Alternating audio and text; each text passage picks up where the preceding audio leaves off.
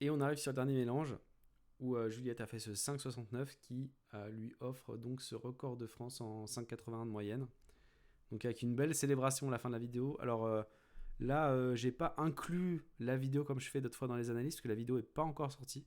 Enfin, je crois pas. En tout cas, je l'ai pas vue sur la chaîne de Juliette. J'ai pas vérifié ce matin parce que j'enregistre le matin. Et hier soir, elle n'était pas sortie. Donc voilà, quand elle sera sortie, je mettrai le lien pour que vous alliez voir ça parce que c'est quand même plus sympa de voir les vidéos des solves originaux. Et donc sur ce dernier solve, je vais encore faire une petite résolution moi-même. Donc ici, qu'est-ce que j'ai vu La croix blanche tout de suite, hein, parce qu'en fait, en se plaçant comme ça, là on a les deux arêtes déjà bien mises. On a celle-là qui a un mouvement d'être bien mise relativement aux autres. Et la dernière, elle est là, donc on va pouvoir faire L, R, décaler, et après faire F' pour terminer la croix. Donc en 3 moves, c'est vraiment simple.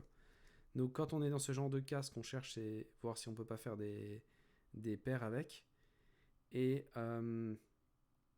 ici, c'est assez rigolo parce que il y a une paire qui, dans une vidéo de débrief de solve de IN, je crois que c'était des solves de IN hein, pour un record du monde, j'avais vu ce cas de paire et j'avais dit que à mon avis il l'avait pas vu à l'inspection. Il y a plusieurs personnes qui m'avaient dit franchement si on voit facilement cette paire à l'inspection, etc.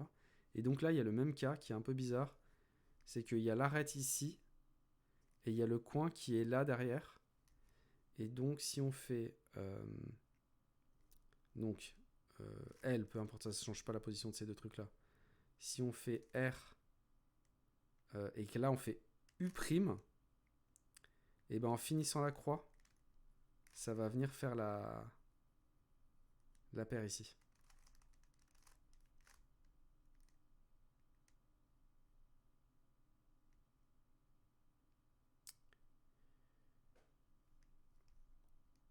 Donc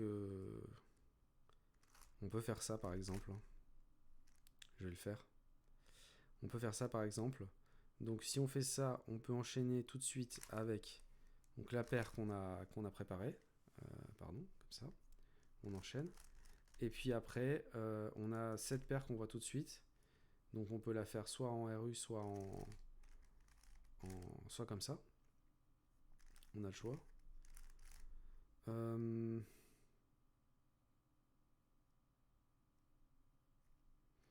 Ici, en faisant RU, c'est pas mal parce on garde ça en visuel. On pourrait peut-être faire comme ça.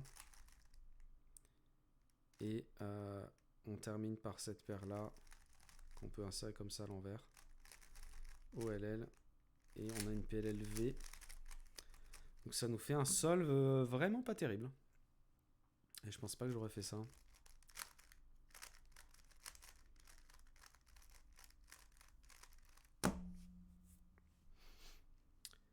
Voilà, alors qu'est-ce que Juliette a fait? Alors Juliette, elle s'est mise dans la même position. Elle est partie sur croix blanche aussi. Et elle a vu autre chose. Qu'est-ce qu'elle a vu? Elle commence par L, U' aussi. R aussi. Mais c'est pas pour faire cette paire-là. C'est pour faire cette paire ici. Donc, elle va aligner la croix avec un petit U'. Donc, on a la croix alignée. Et maintenant, on peut faire cette paire en l'insérant derrière. La croix n'est pas encore terminée. Et on va terminer la croix avec R. Et donc, on a cette paire qui est prête à rentrer là. Mais je pense que en faisant cette paire-là, Juliette a repéré celle-là. Et elle n'avait pas vu la fameuse paire que je disais qui n'est pas facile à voir. Donc elle est peut-être pas si facile à voir que ça. Et elle a enchaîné directement là-dessus. Ensuite, elle a vu la paire, donc elle enchaîne sur la paire à nouveau. Et ça forme gratuitement la dernière paire qu'elle insère normalement.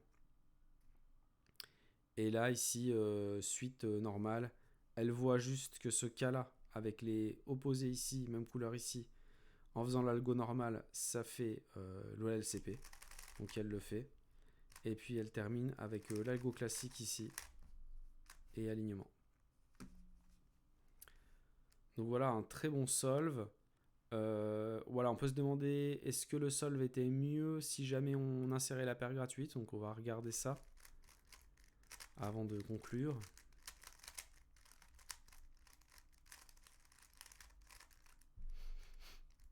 Donc on recommence, même début. Donc on fait L, on décale cette arête là pour préparer la paire ici. On aligne en petit U' pour pouvoir faire la paire derrière facilement et finir avec un R. Et là, qu'est-ce que ça faisait si on faisait cette paire là? Et bien ça faisait le même cas que j'ai eu. C'est cette paire gratuite. Donc là, pareil, soit on la fait en RU, mais surtout avec ça dedans, on n'a pas trop envie. Soit on peut la faire, comme je disais, comme ça. Et là, on a ce cas qui est bien. Et on se retrouve avec un free-ruf sur PLLU. Ce qui ressemble beaucoup à ce qu'elle a eu, puisqu'elle a eu double free-ruf sur PLLU.